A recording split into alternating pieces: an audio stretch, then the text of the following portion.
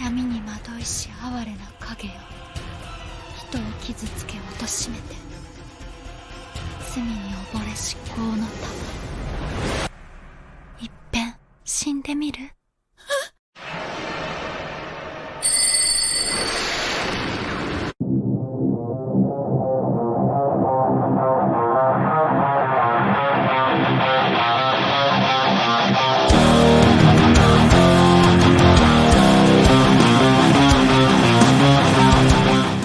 ？Hey, this is the Goblin King, and we're continuing our Halloween-themed reviews on the anime side of things.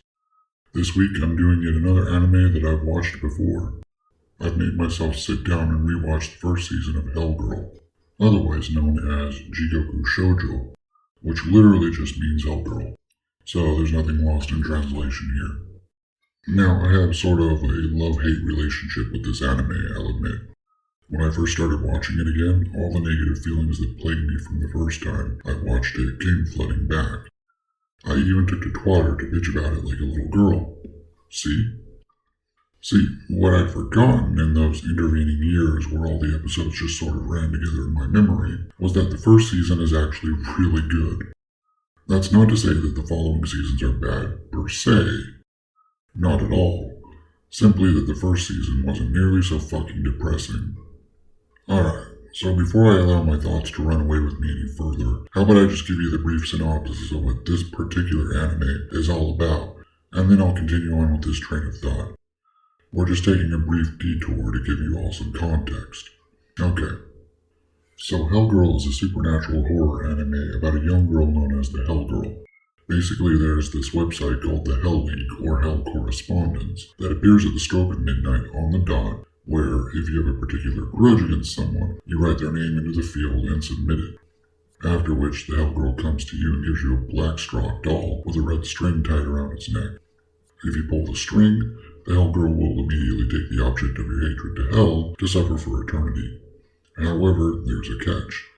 There's always a catch with these things, isn't there? The moment you consign your enemy to hell, you too are cursed to be sent to hell the moment you die. No pass and go. No collecting $200. Straight to hell to wander in pain and suffering for all eternity with no chance to get out. The entire concept actually has a lot of Buddhist concepts about karma and violating the natural order. I mean, the concept of hell itself in Asia is a Buddhist concept, so that stands to reason. However, hell as a place of punishment to suffer for eternity isn't really. It's more a place to purge the karma you've accumulated in life before being sent back to the wheel to be reborn. There's a bit more to it than that, and some special exceptions, but I'll let you do your own research if you want to know more. There's no click here option. This isn't a theology lecture, it's an anime review. Do your own research. There are really 4 main characters within the anime. There's the Hellgirl herself, known as Inma. That name is significant to East Asian Buddhism, but again, do your own research. I'm not your professor, unless you pay me. Then I'll be as pretentious for you as you like. Then there's Wan Yudo, who's modeled after the yokai of the same name. Ren Ichimoku, a Tsukumogami of a katana. And Honeona, again after the yokai of the same name. Can you see why I might like this show after all my I Heart Yokai talk before? These are his companions/subordinates and assist her in her duties.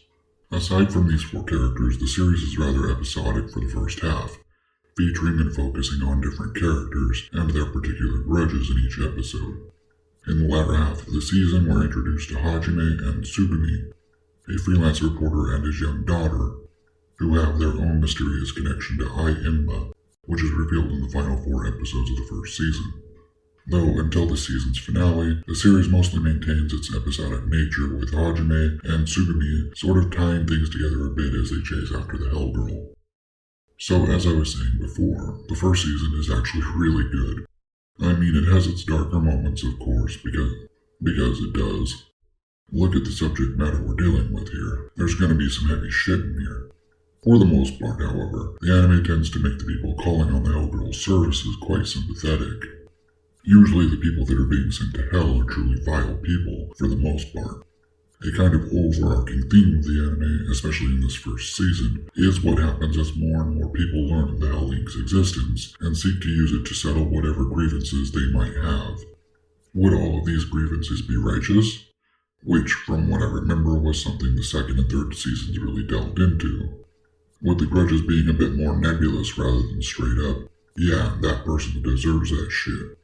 Which is really what made this show so damn depressing for me in the first place, and why I was loath to try to watch it again. The Hell Girl herself is also a rather tragic character, which is something that's revealed over the course of the first season's final episodes. It's in those episodes that you really get to witness the Japanese voice actress Mamiko Noto, for those interested, her range and chops. She somehow manages to sound basically emotionless as she had throughout the season, and yet to interject a lot of raw emotion into her performance at the same time. This girl is fucking fire. Just saying. The rest of the voice cast is really good as well, in particular Hajime and Tsugumi's voice actors. Both of them were really good and really sold their performance as well. The artwork is visually stunning, in particular with Ai and the rest of her cohorts. The scenes which take place within the Twilight world she exists in are absolutely gorgeous. Lots of reds, as you can see. What can I say negatively about the show? Well, it's dark as fuck. I generally like that, but damn. The themes are quite heavy, and this isn't a light watch, like, at all. However, as I've said multiple times now, the first season isn't quite so Minecraft yourself depressing. For real, I'm pretty sure a lot of the really dark stuff, where there are more ambiguous victims to the Hell Link's curse, are in the second and third seasons. I also recently learned there was a fourth season, so I'm going to be making my way through the rest of this anime. Pray for me. Really, other than its very heavy subject matter, I don't honestly have a bad thing to say about this anime. The themes and even some of the characters fit quite nicely into my October reviews here, and I'm honestly glad I got another chance to watch this show again. Also, when I was doing some image searches for this video, I managed to find these great pictures of Ai Enma done in a sort of traditional ukiyo-e style. These are just really beautiful and I wanted to include them in the video. So here's a shout out to Akage no Hime, that's her name on DeviantArt. I didn't peruse her stuff for long, but she seems to have some other anime characters she does in a similar style. So if you like what I've shown you here, go check her out and give her some love. So yeah, I think that's all I have to say about this one. I'd recommend at the very least giving the first season a shot. You've been warned about the subsequent ones. If you've watched Hellgirl, what did you think about it? Go ahead and leave me a comment in the section down below while you're down there.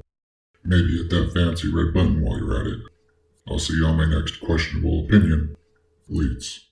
この恨み地獄へ流します